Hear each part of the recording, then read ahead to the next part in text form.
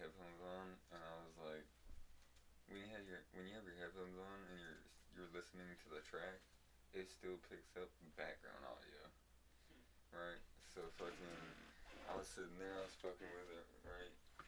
And Alex is asleep, and fucking out of nowhere, he makes noises in his sleep, right? Right. Like everybody else. But on BandLab's audio on the fucking headphones, it sounded like he moaned in my fucking ear, bro. Scared the fucking shit out of me. Like, it was so loud. Like, it sounded like he got like that close to my ear and moaned. That's crazy, man. And it didn't even sound like a moan. That shit was wild. I wonder if they can see me. I don't know. I could see you. I didn't know if I could see me. Yeah. Can you see this? Mhm. Okay, word. Well, where do we start? Welcome back to the Unfiltered American Oddities. What is this, episode 3? Yeah, episode 3. So, we got a good topic today. It's not really random. I mean, it's very interesting. I don't even know what theme it would be, man. It's a whole lot. Yeah, it wouldn't be horror. I guess it would be true crime. Yeah, it's a little true crime. Yeah. I think that would be the category it falls under. Would you like to introduce the subject? Or would you like me to introduce the subject? You can introduce it. I'm trying to set up these headphones real quick. Word. Okay. So today we're going to be discussing the, I guess what would be the aftermath of Abraham Lincoln's death. And then also we're going to be talking about the thieves. You know, that's what we're going to call them. That's what we're going to refer to them as. The guys that tried to steal Lincoln's. Grave diggers. Yeah. That's what they call them, grave diggers. And technically it wasn't a crime back then, so. Not exactly. We'll get into that. That's a little thing to get you interested. I'm hooked. Yeah, man. I'm fucking hooked. Talk about it. So it is currently, what is it, Sunday morning? At what, 1:30 probably Sunday morning? Yeah, 1:30. Y'all won't see this until about 2 o'clock Sunday p.m. Hopefully, if I'm awake in time to post it and edit it and everything, probably won't happen. You'll probably get it Monday, to be honest with you. But, you know, let's dive in, man. Yeah, let's get right into it.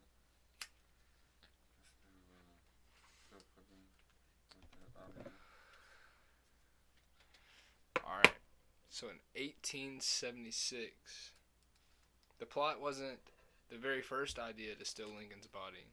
The tomb's first custodian, John Carroll Power, discussed on earlier stillborn plots in 1867. By the way, Abraham Lincoln died in 1865, if you did not know. And this is where a Springfield attorney allegedly planned to steal and ransom Lincoln's body. Nothing came from that scheme, but the idea was apparently already in the air. So, I mean, it didn't start with these guys, but it definitely, they got closer than anyone else did. I would say that much. So here, we're going to start with, the title is The Lincoln Body Snatchers. How do you like that? That sounds interesting. Yeah, Lincoln Body Snatchers, man. So, a sensational plot in 1876 to steal the remains of President Abraham Lincoln from his tomb in Oak Ridge Cemetery in Springfield, Illinois. The scheme was masterminded by a gang of Chicago counterfeiters, and the primary goal was to gallous curiosity, not to gallous curiosity, but extortion. You know, some of the people that were named as involved. Oh, you want me to put the headphones on? Let's do this.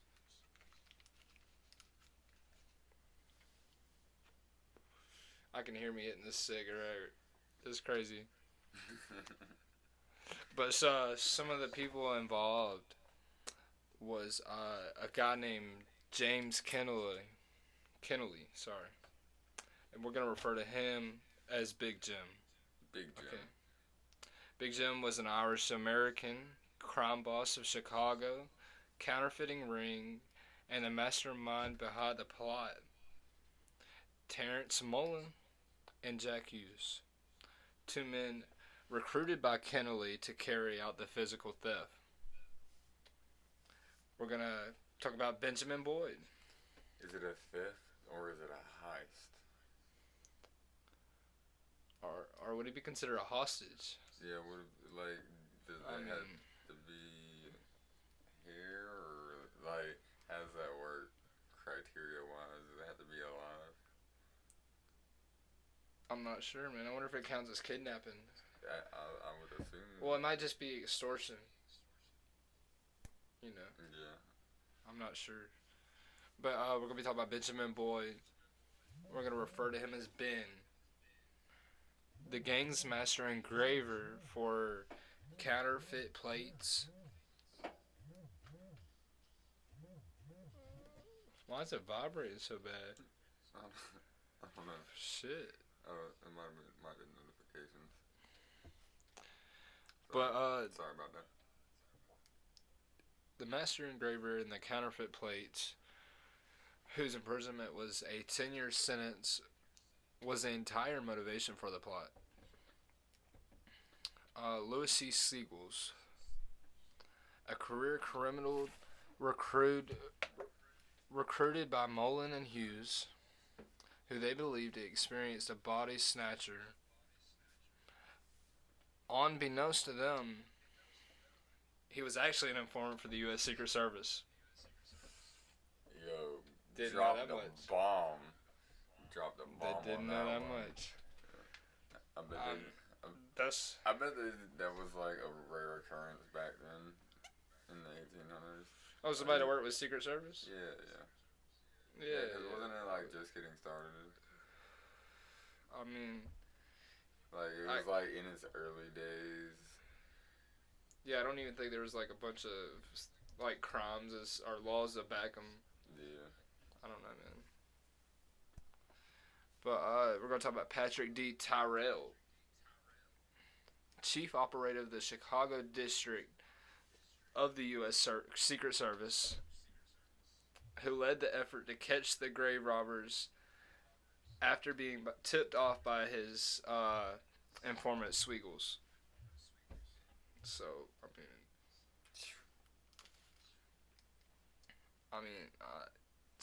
Lewis was part of it, right? To go and rob the grave. And then he was also an informant and told Patrick. So he was in on it? Yeah, they knew from the get-go. Oof. Yeah, we're gonna get into the story. Oof. Yeah. Let's hit the part where they decide to do this on what was it? Damn, I know I wrote it in my notes. I'm pretty sure it was election day. Oh yeah, it was election day. Yeah, they were wanting to do it. Yeah, they decided to do it on election day, thinking that the election would kind of hide the fact that they was stealing a president's body. Yeah. Fuck, man. So, this is the plan. The plan was devised by Big Jim Kennelly, and he was very straightforward. He said he wanted to steal the body. Mullen and Hewlin, or my bad, I got tongue-tied. Mullen and Hughes would travel to Springfield, break into the Lincoln's tomb, and remove his coffin. And then next they would hide the body. They planned to transport the body over 200 miles to Indiana Dunes and hide it in the sand. They were going to hide his dead body in the sand. That's crazy. Yeah, I mean, just a little bit. A president. 200 miles. Yeah, that's a long way to travel. 200 miles. With a dead body, by the way. Back then, I mean, yeah. No cars, by the way. Horse and carriage. Got a dead body in the back. Man. But, they had ransom demands. What were their demands? Man. They would demand two things from the government. They wanted the release and full pardon of their imprisoned master engraver, Ben Boyd, as we were referring to earlier. And then also on top of that, you know what they wanted? $200,000 in gold, man. And this is 1876, by the way. Let me just look something up real quick. Alright, I want you to look this up, man. Okay. 1876. So how much was they asking for? $200,000 in gold. 200,000 in gold. In 1876. Yes, sir. I bet it's up there.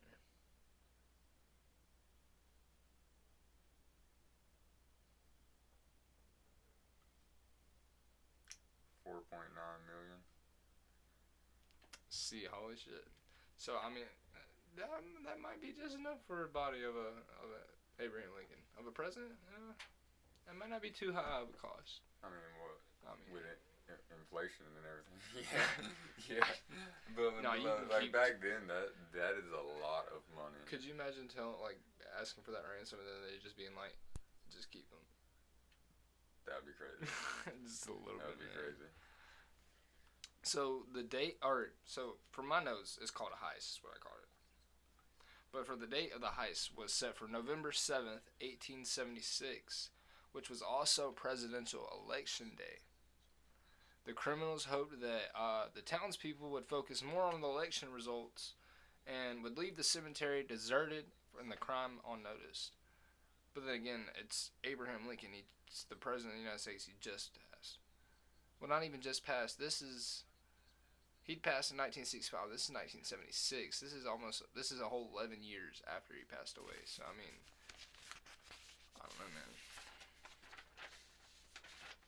So, the tomb was incredibly unsecured.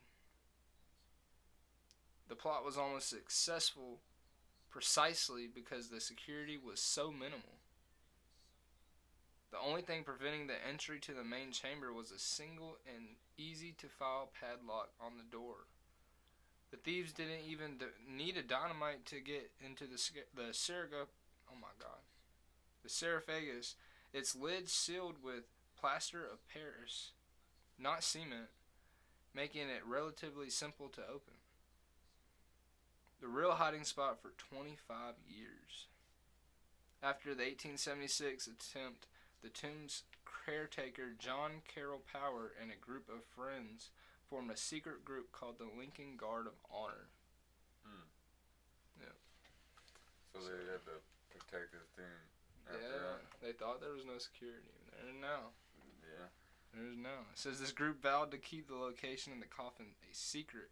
For a while, they laid the coffin on top of wood in the damp basement, but then they actually buried it in an unmarked, shallow, secret grave inside the tomb's superstructure. Lincoln's remains stayed hidden and I'm sorry, I cannot talk again. Lincoln's remains stayed hidden and buried inside his own tomb for 25 years until Robert Todd Lincoln, instead of the final concrete encased burial in 1901. It happened on election night, of course. The thieves specifically chose election night, November 7th, 1876, for the heist. You know, they started making their movements much less noticeable.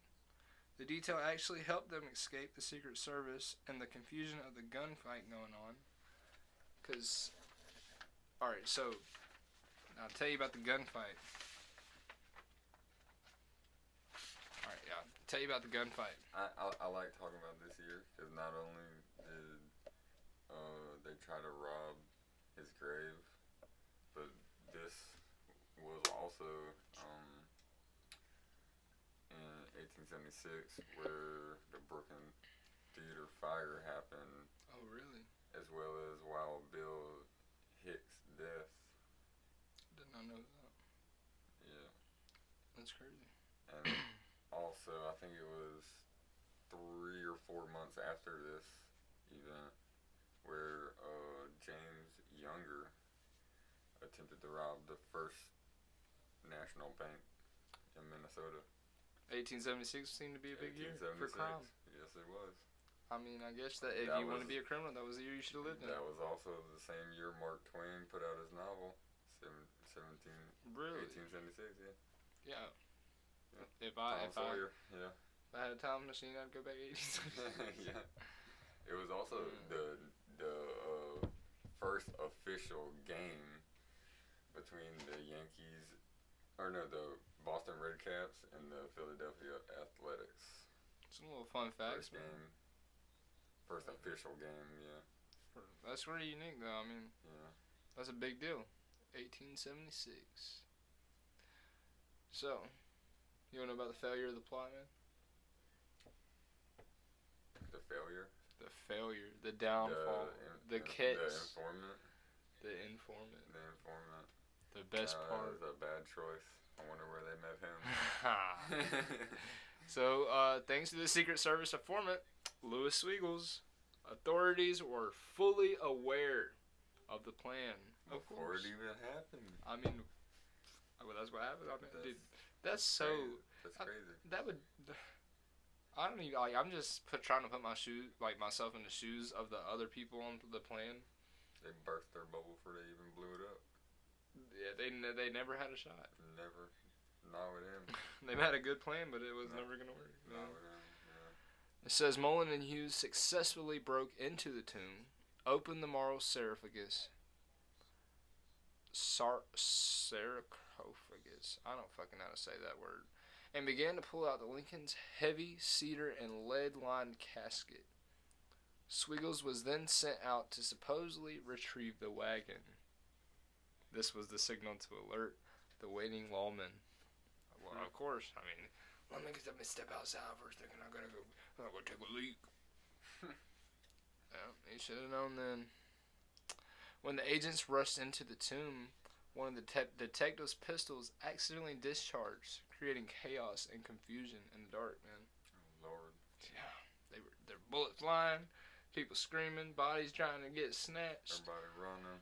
Fucking people having their first actual games. I mean, fuck, dude, it was a crazy night. Well, not only that, but 1876 was the year that Alexander Graham Bell patented the telephone. Really? It was. That's crazy. Yeah.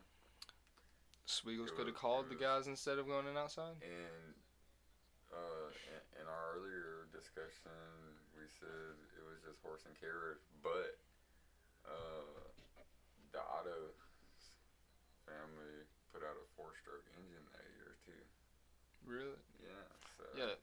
So Marty seems to be pretty smart about 1876. So they might not have just had a horse and buggy. They might have had a little engine. They might have had a little dirt bike. Yeah, they might have a little buggy that had They're a gonna little throw them on engine his shoulder. on it. They might have made it that 200 miles. They really might have shit. You might not know. That's why they needed that 200,000 gold for that gas. That's what they needed. Says the two thieves were tracked down in Chicago about 10 days later and arrested at the Hub, a saloon where the plot had first begun. They were They were convicted of breaking into the tomb and attempting to steal the grave wrappings, as there was no strong law against grave robbery at the time, and they were only sentenced to, guess what? A year. 1 year in jail. A year. That's crazy. Not even a federal penitentiary. Jail. 1 year. For trying to steal the body of a founding father. That's crazy. Speaking of founding fathers, this same year was the U.S. centennial. So it's the 100th anniversary of independence. Really? Yeah. July 4th. Praise America. America.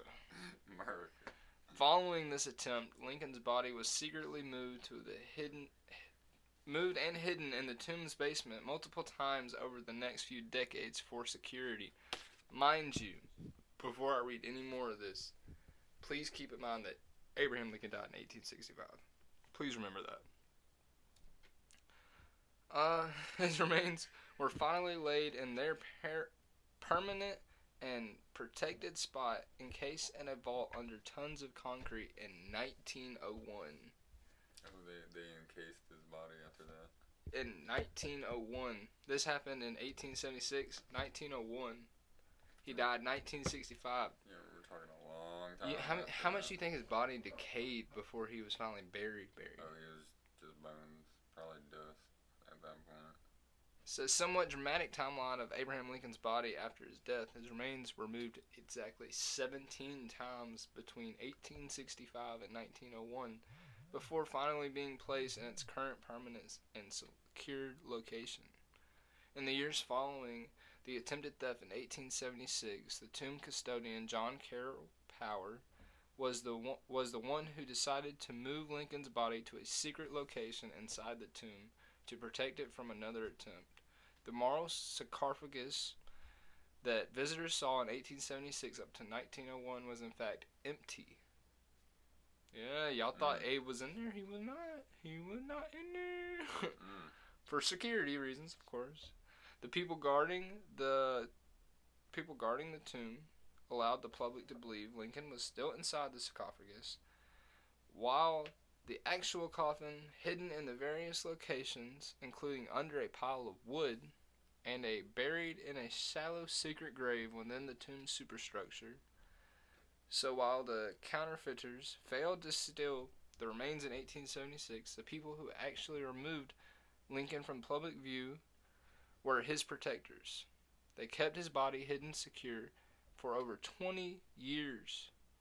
The man who finally decided to end the hiding and ensure permanent I don't fucking know, bro. I can't read, y'all. Y'all should love this. I'm sorry. Security was his only surviving son, Robert Todd Lincoln, who arranged for the 1901 burial under concrete. The constant movement was primarily due to the construction of his tomb and later an attempted theft plot that led to an extreme security measures. Now, I have a timeline of all 17 times that his body was moved because it's crazy if you're interested. I don't know if you're interested. 17 times? 17 times. How many times did his body get moved in 1876? 1876? Yeah. Just twice. Just twice? But the year he died, it was moved 3 times. Well, I mean, that was, of course, for the funeral, the burial, and then moved to a temporary tomb. And then it got an unfinished new tomb in September 1871. And then they moved it to a sarcophagus. That's where they concreted it. Yeah, and then all the way up to 1876, where the attempted theft, they moved it under some wood. And then it was hidden for security, buried in a light shadow grave. And it was reburied in secret in a wall. So, like, nobody knew where it was at because they were just worried that somebody was going to steal it again. And that was 1878. And then all the way up till 1887, they moved him to a brick vault. And then 1899, they moved him a couple different places because the tomb was being reconstructed. They was moving him a lot. Yeah, and then 1901, September 26th, he finally got his final resting place. Apparently, who knows, they might have buried the empty casket. Dun dun dun dun. Conspiracy theories here on Unfiltered. His body probably ain't even there no more. By law, though, the crime was minor legally at the time. The attempted theft in 1876, grave robbery itself, was only a misdemeanor in Illinois. Yeah, I think they changed that after that. I sure hope so. The actual charge. When the body snatchers Mullen and Hughes were finally caught, they couldn't be prosecuted for stealing the body, since they failed, of course. They didn't get away with it. Or for the grave robbery. But they did attempt. No, they couldn't get away with they couldn't get caught with the grave robbery because it was dark. Nobody got seen. They ran when the gun went off, right? So they didn't get caught. And then they were convicted to attempt to steal the coffin, which is valued at just $75. And now when I say that, they didn't get in trouble for trying to steal somebody's like coffin because they were dead and they're like own a coffin. It's because it was his property. That's the only reason they got caught. Because they pressed charges of being trying to attempt stolen property. That would be like if, I don't know, say you took the desk with you and I tried to press charges on you. That's what that charge was. Yeah. Damn, that's crazy. Yeah. No wonder he only got a year. Yeah, I mean, But he did get what he wanted. You got to see his boss. Yeah. Yeah. They wanted to get him out, but they was Yeah, like, they no, both no, got you in. can go visit him. Dude, I can't imagine how disappointed he had to be. Oh yeah, Man. he felt that horribly. But I mean, it's crazy how. I mean, I think the craziest thing about the whole story is that it got 1 year in jail for stealing a $75 box. Yeah. That's what the crime was listed as, by the way. If you can go back to the article, I'll see if I can find it for you guys. A box. It says they were charged with stealing a $75 box. Well, I guess because back then, like, you had like grave robbers, but they wasn't like trying to steal bodies.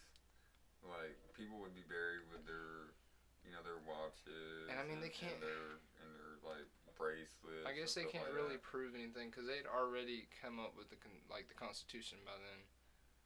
Yeah. So I mean, you're innocent till proven guilty. Mm-hmm. And hearsay isn't being proved guilty. Yeah. They don't have audio back then. Couldn't be recorded. Or videoed. Somebody could say that he heard them say that, or that was the plan, but I mean, until they caught them there, they couldn't do nothing about it. That's crazy. But I mean, this has been a great lesson, right? Yeah. It seems like a little bit shorter episode, man. Yeah, it is. But We can talk about how this was the same year that we went to war with the Native Americans. I'm not sure, man. Familiar with that. The Battle of the Little Horn, a Little Big Horn. I've heard of it. You never heard of that? No, I said I've heard of it. Oh, okay. We might cover that on another episode. I think we should go live. Let you get briefed up. That, and that's when they started with the whole slavery thing. It was the same year too. They started slavery, or like they ended slavery? Because Abraham Lincoln died before that. Before that? Yeah, and Abraham Lincoln was big on civil rights.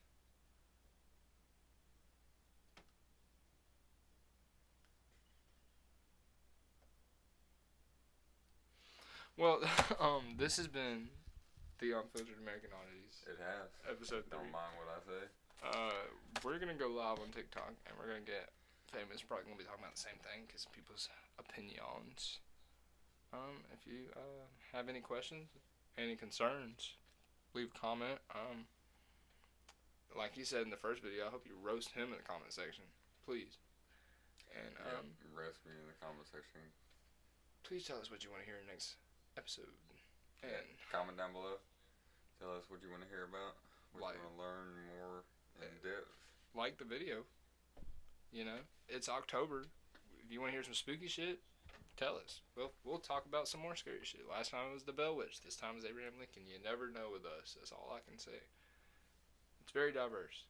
Very, very diverse. 1 minute we're talking about scary stories, and the next minute it's true crime. So we will cover all categories. Next time we might talk about philosophies and religions. You never know. Who knows? Because he's a Buddhist. I am. Bubba the Buddhist. Yes, That's what we're gonna call him, Bubba the Buddhist. But yeah.